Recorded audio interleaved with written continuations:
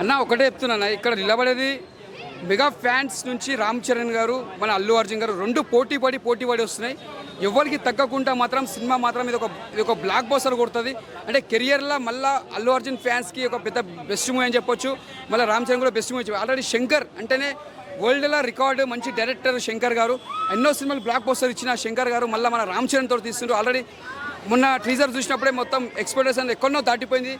Already Pushpa కూడా expectation దాటిపోయింది. అంటే రెండింటికి పోటీ పడి వస్తున్నాయి.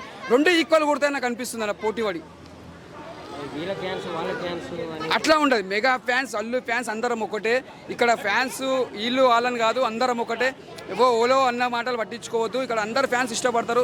చిరంజీవి సార్ అల్లు అర్జున్ గారికి ఎంత ఇష్టపడతారు, అల్లు అర్జున్ ఎంత ఇష్టపడతారు. ఇదంతా ఒకటే. కాకపోతే రొమాన్స్ అవన్నీ పట్టించుకోవద్దు.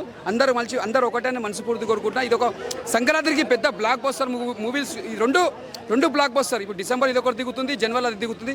రెండు పోటీ పడి వస్తున్నాయి. రెండు బ్లాక్ బస్టర్ కొడితే నాకు అనిపిస్తుంది. కొట్టి చూపించాలి. ఇక్కడ మెగా ఫ్యాన్స్ నుంచి, ఇక్కడ అల్లు ఫ్యాన్స్ నుంచి రెండు కలిసి వస్తున్నారు. ఇద్దరు సక్సెస్ఫుల్ కావాలి. ఓడే రెండు సినిమాలు బరిలో దిగుతున్నాయి. వచ్చిన వేట పోతుంది. రెండు సినిమాలు వేటకు వెళ్తున్నాయి. రెండు సినిమాలు ఎలా కొట్లాడే కదా. ఇక్కడ వేట పోతుంది, ఇక్కడ వేట పోతుంది. రెండు సినిమాలు పోతాయి, కానీ రెండు సినిమాలు గెలుస్తాయి. రెండు సినిమాలు గెలవాలని మనస్ఫూర్తి కోరుకుంటున్నా. బ్లాక్ బస్టర్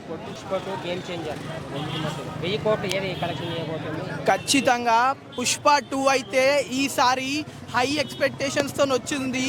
అస్సలు తగ్గేదే లేదు. పుష్ప 2 అయితే నిజంగా చెప్తున్నా, బట్టలు చించేసుకుంటారు బ్రో. పుష్ప 2కి అంత ఎక్స్పెక్టేషన్స్ ఉన్నాయి. ఖచ్చితంగా అల్లు అర్జున్ గారు, సుకుమార్ గారు అయితే మంచి హార్డ్ వర్క్ చేసినారు. చూస్తుంటే అర్థమవుతుంది. సినిమా మాత్రం మళ్ళీ ఇంకో నేషనల్ అవార్డు పక్కా వస్తుంది పుష్ప 2కి అయితే. నిజంగా చెప్తున్నా, గేమ్ చేంజ్ అవుతుంది నిజంగా.